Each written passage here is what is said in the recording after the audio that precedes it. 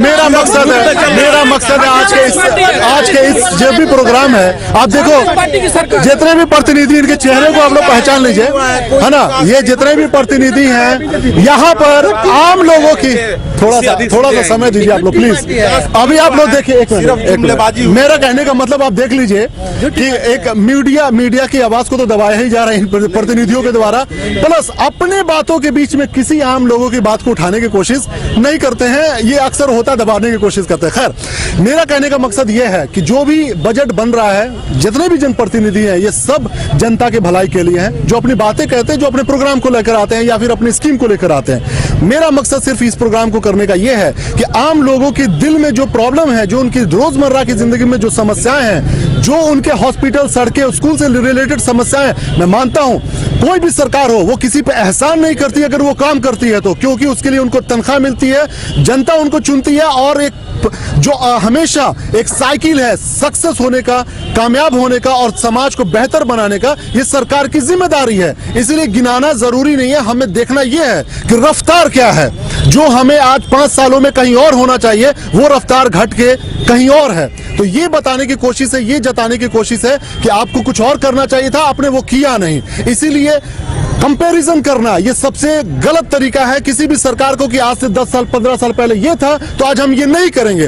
करना है आपको और उसका स्पीड बढ़ाना होगा। ये मकसद है पूरी जनता का, क्योंकि जनता के जिस प्रकार से भारत 60% जो है 30 साल के उम्र के आसपास के लोग हैं, 35 साल से कम की आबादी है। हमारे पास बेरोजगारी है, हमारे पास महिलाओं की सुरक्षा की बात है, हमारे पास बच्चों के साथ अब्यूज हो रहा है, हमारे साथ बच्चों का कुपोषण हो रहा है, 30% बिना खाए बच्चे सो रहे हैं। ये सारी समस्याएं हैं और मैंने जितने भी सवालात किए, कहीं जात पात धर्म की बात नहीं आनी चाहिए, व्यक्ति विशेष की बात नहीं आनी चाहिए। अगर सवाल है देश की विकास की बात, तो उसमें सबकी जिम्मेदारी है कि वो सब लोग इसमें बढ़ चढ़ के हिस्सा ले, अपने पार्ट को निभाएं। मैं इन लोगों से पहले जानने की कोशिश करूंगा कि जो भारत सरकार आम बजट लेकर आ रही है, इन लोगों की क्या मतलब उससे अपेक्षा है, जो मैं जानना चाहूंगा।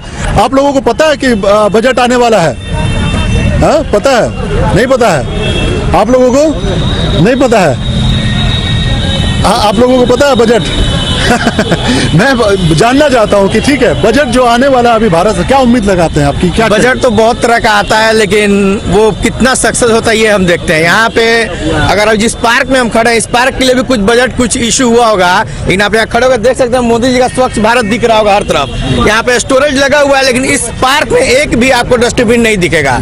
यही है मोदी जी का मॉडल। वो सिर्फ माइक पे बोल के अपना मॉडल तैयार करते हैं, लेकिन जमीन पे एक भी नहीं दिखेगा कहीं भी। बजट में क्या चाहिए कि शिक्षा से संबंधित, स्वास्थ्य से संबंधित कोई ऐसी चीज? बजट में हमें स्वास्थ्य और शिक्षा चाहिए। आप स्वास्थ्य और शिक्षा का स्ट्रक्चर सिवान में देख सकते हैं। कोई भी सरकारी एम्प्लॉय या सरकारी ये जो भी लीडर है, कोई भी आप बताए जो सदर अस्पताल में अपना इलाज कराता हो या सरकारी स्कूल में अपने बच्चों को पढ़ाता हो, क्योंकि उस लेवल का हमारा सरकारी स्कूल और हॉस्पिटल नहीं है। उस लेवल का हमें चाहिए जहां हम आसानी से अपने बच्चों का इलाज करा सकें, और ये डॉक्टरों की जो मारामारी है, 500 रुपया 1000 रुपया फीस है, इससे हम बच सकें, अपने बच्चों को अच्छी जगह पढ़ा सकें। सिवान में एक भी स्कूल आपको नहीं दिखेगा जो अच्छे शिक्षित हो, जहाँ पे हम अपने बच्चों को बेधड़क एडमिशन करा दें, या सरकारी स्कूल में कुछ इमरजेंसी हो तो लेके जाऊं सरकारी हॉस्पिटल में कि वहाँ कोक शास्त्र जानता, कोई कोक शास्त्र जानता है कि बजट में क्या आएगा?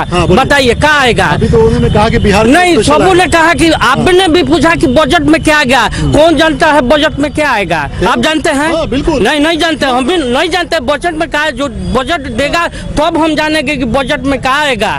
और जो भी आएगा वो जनता के हित में होगा और जनता उससे लाभ उठाएगी। आपका जो मैनिफेस्टो था उसी के आलोक में यह आखिरी बजट होगा। मैनिफेस्टो क्या था कि नौकरी देंगे, देश में सुशासन की बात करेंगे। आपने जो कहा, जो किया क्यों नहीं? इसलिए आपने जो कहा नहीं किया, इसलिए इनका यह आखिरी बजट होगा। आप देखेंगे देश की आवाम ये बताएगी।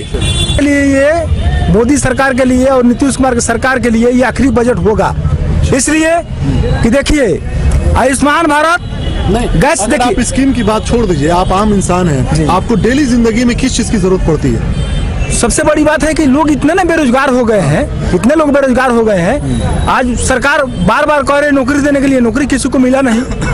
ये आपको मोदी जी से नहीं पूछना पड़ेगा, ये आपको इनसे पूछना है, ये आपको इनसे पूछना है। ये आपके इमीडिएट सुपरवाइजर है, ये आपके इमीडिएट लीडर है। प्रधानमंत्री मोदी जी नहीं आएंगे आपसे कान में पूछने के लिए आपको किस चीज की जरूरत है। दिक्कत यहाँ पर यह है कि हम सबको, जितने भी आम लोग हैं ना यहाँ पर, जिनको आप चुनते भी हैं, अपने विधायक, अपने सांसद, अपने मुख्यमंत्री, यहाँ से चेन बनता हुआ जाता है प्रधानमंत्री तक, और वो आपकी बात को पहुंचाते हैं। तो इस बात को भी समझने की कोशिश कीजिए। हम सवाल भले नेताओं से कर रहे हैं, लेकिन हमको अपनी जिम्मेदारियां भी नहीं भूलनी है। हमारा संविधान अगर हमें संवैधानिक अधिकार देता है 7, तो हमारे पास संवैधानिक कुछ कर्तव्य भी हैं जो 11 हैं।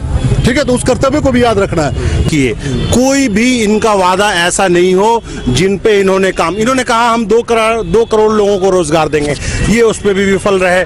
इन्होंने नोटबंदी की, उसमें भी हमें आर्थिक परेशानियां झेलनी पड़ी। तीसरा, इन्होंने जो जीएसटी लगाया, जिसको भोजपुरी में अगर मैं जैसे देहात में घूमता हूं तो वहां पे कई लोग कहते हैं गई सरकार तोहार, समझ गए, ये सरकार जाने वाली है। इसने वादे की, इन्होंने कहा हम सबका साथ सबका विकास करेंगे। आप देख के बताइए, आंकड़े निकालिए, कहीं भी देख लीजिए, आप पाएंगे कि विकास नहीं हुआ है, सिर्फ बातें हुई हैं, सिर्फ जनता को लॉलीपॉप दिया गया है। इसलिए ये सरकार, इनका जो बजट आने वाला है वो आखिरी बजट होगा, और आने वाले दिनों में हम देखेंगे कि व्यवस्था परिवर्तन होगी बिहार के अंदर और भारत के अंदर भी। चलिए, तो बिल्कुल अभी डर से बीजेपी में 36 पार्टियां हैं जो मिलकर बनाई हैं, और है ना, तो मैं समय